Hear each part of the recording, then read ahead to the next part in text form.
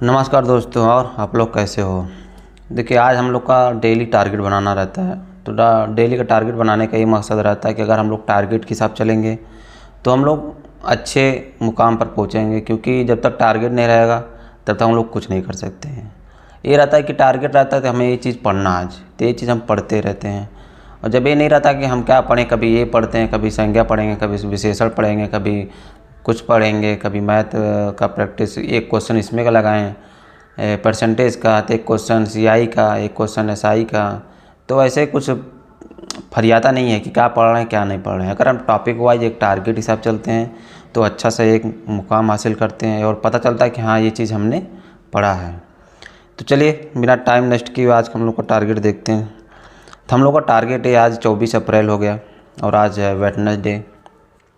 तो हम लोग का टारगेट ये रहेगा आज का, जैसे वर्णमाला है, वर्णमाला काफ़ी चीज़ हम लोग पढ़ चुके हैं। तो थ्योरी आधा कंप्लीट हो चुका है, तो आधा पढ़ना है, तो उसको पढ़ लीजिएगा। थ्योरी हम भी पढ़ेंगे, ऐसा नहीं कि सिर्फ आप ही पढ़ेंगे, साथ साथ में पढ़ेंगे। आप भी पढ़िए, हम भी पढ़ें, तो क्योंकि हम भी तैयारी कर रहे हैं उसी का। देखिए, वर्तनी, तत्सम, तद्भव, विलोम, पर्यायवाची और अनेक शब्दों के लिए एक शब्द, एक कॉमन है। ये डेली आपको वर्तनी का 20 शब्द करना है और तत्सम तद्भव का 20 शब्द, ठीक, विलोम का 20 शब्द और पर्यायवाची एक करना है, ठीक। इसके पहले कपड़ा का हुआ था, आप लोग कपड़ा का नहीं हुआ था, आप लोग किसका करोगे, तालाब का पर्यायवाची याद करोगे। अनेक शब्दों के लिए एक शब्द 10 जो है शब्द आपको, अनेक शब्दों के लिए एक शब्द 10 थे। जैसे प्रैक्टिस सेट मारते हो आप, तो उसमें से कुछ ऐसे शब्द होते हैं जो नहीं आता है, तो उसको आप लिख लीजिए।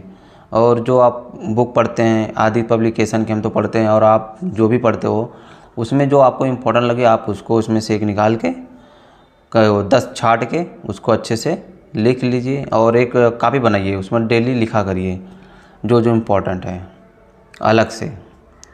और संज्ञा सर्वनाम का आज हमारा लास्ट है, तो तीसरा दिन आज संज्ञा सर्वनाम को आज हमको पढ़ के ख़त्म कर देना थ्योरी। अब देखिए, संज्ञा सर्वनाम में आपको ये पढ़ना रहेगा कि संज्ञा सर्वनाम में किसी संज्ञा कितनी प्रकार की होती है, ठीक। उसमें ज़्यादा बड़ा टॉपिक नहीं है संज्ञा का। संज्ञा, ये मेरा नोट्स है, मैंने बनाया है, ये नोट्स बनाया है पूरा हर एक चीज़ का। संज्ञा सर्वनाम अभी पूरा नहीं बना है, जो बना रहे हैं। जैसे संज्ञा के नोट्स बनाए मैंने। तो संज्ञा एक विकारी शब्द है, आपको ये जानना जरूरी विकारी है कि अविकारी शब्द है, ये बहुत ज़रूरी है। देखिए, ये भी बता दें, संज्ञा और सर्वनाम ये सब क्या हैं, विकारी शब्द हैं। फिर उसके बाद जो क्रिया विशेषण इसके बाद जो आते हैं वो सब क्या हैं, अविकारी शब्द हैं। आपको पूछ लेगा संज्ञा के मूल रूप से भेद कितने हैं संज्ञा के मूल रूप से भेद कितने हैं, ये आपको पढ़ लेना है। कि संज्ञा कितने प्रकार के होते हैं, ये पूछ लेगा। जैसे देखिए, प्राचीन हिंदी के आधार पर संज्ञा के भेद 5 होते हैं और संज्ञा के मूल रूप से भेद 2 होते हैं। अगर मुख्य और रचना व्युत्पत्ति के आधार पर पूछ ले तो 3 होते हैं। तो इस तरह आपको अच्छे से पढ़ना है। अगर आप कहेंगे तो इसको हम वो दे देंगे, नोट्स भी दे देंगे फ़ोटो खींच के, तो आप उसको देख भी सकते हैं।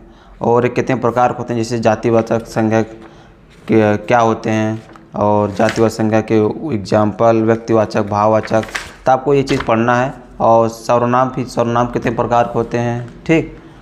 अगर आप पहले संज्ञा पढ़ेंगे उसके बाद सर्वनाम पढ़ेंगे तो ठीक रहेगा।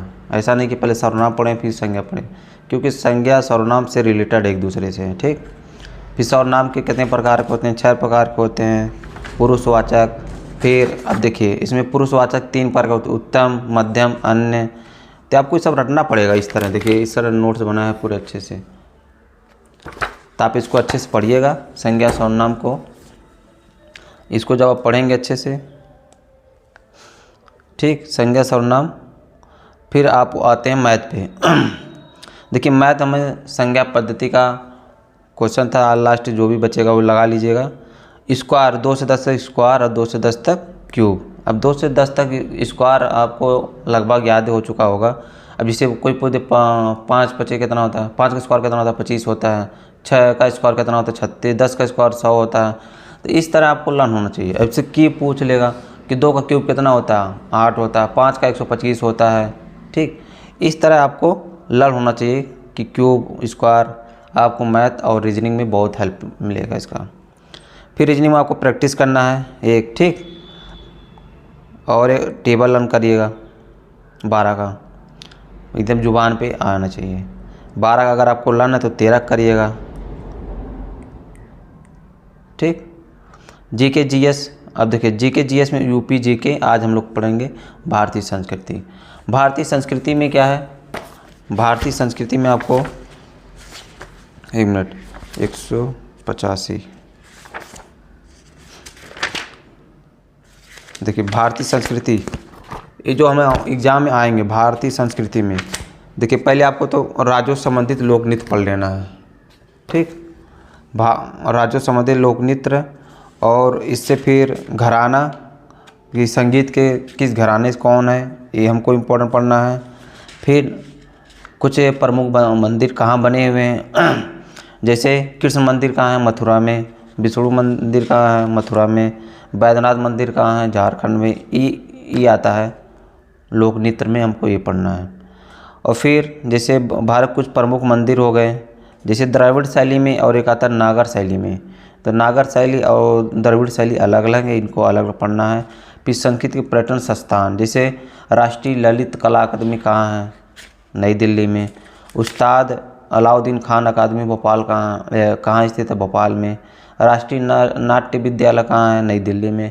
इस तरह ये लोक नृत्य जो है हमको पढ़ना है इतना। ठीक, हम डाल देंगे उसमें। ये हमारा हो गया जीके यूपी जीके का। तो अब इसके बाद हम लोग पॉलिटी में क्या है, पॉलिटी में हमको आप लूसेंट से भी पढ़ सकते हैं, और कोई बुक आपके पास है तो लेवल से पढ़ सकते हैं। और हिस्ट्री मध्यकालीन आप इसको भी लूसेंट से पढ़ सकते हैं, या कोई आपके पास बुक है आप तो उसे पढ़ सकते हैं। बुक तो होगा ही, अब मध्यकालीन पढ़िएगा उसमें का। ठीक, ये रहा आज का हम लोग का टारगेट, और अच्छे से इसको अचीव करिएगा। और देखिए पढ़ाई कंटिन्यू करिए। कभी कभी होता है, कभी कभी जैसे आप गांव से हैं या कहीं से भी हों, कुछ ना कुछ काम पड़ ही जाता है। अगर आप लाइब्रेरी ज्वाइन किए हैं तो और अच्छी बात है। अगर घर पढ़ रहे हैं, देखिए घर और लाइब्रेरी में बहुत अंतर है। अगर घर पे बहुत फैमिली ज़्यादा है तो आप नहीं पढ़ सकते, और अगर कम आपका फैमिली है, थोड़ा बहुत 1-2 परिवार हैं तो कोई दिक्कत नहीं है, आप एक रूम सेपरेट रखिए, उसमें पढ़िए अच्छे तरीके से, कोई दिक्कत नहीं है। लेकिन अगर ज़्यादा हैं, हल्ला गुल्ला है, तो आप लाइब्रेरी ज्वाइन कर लीजिए, क्योंकि अगर दूर भी है तो उतना ज़रूरी नहीं है, अगर पास में तो ठीक है, क्योंकि दूर में जाएंगे आएंगे, ऐसा तो है नहीं कि आप गए तो 5 घंटा पढ़ के निकलेंगे, क्योंकि भूख भी तो लगती है। तो हम भी पहले जाते थे, लेकिन इस टाइम नहीं जाते, क्योंकि जाने आने में बहुत टाइम लगता है। और अभी तो मान लीजिए नए घर पे हैं तो वहाँ कोई रहता नहीं है, तो इसलिए कोई दिक्कत नहीं है, अपना ही पढ़ाई हो जाती है। चलिए ठीक है, फिर मिलते हैं शाम को, बाय बाय।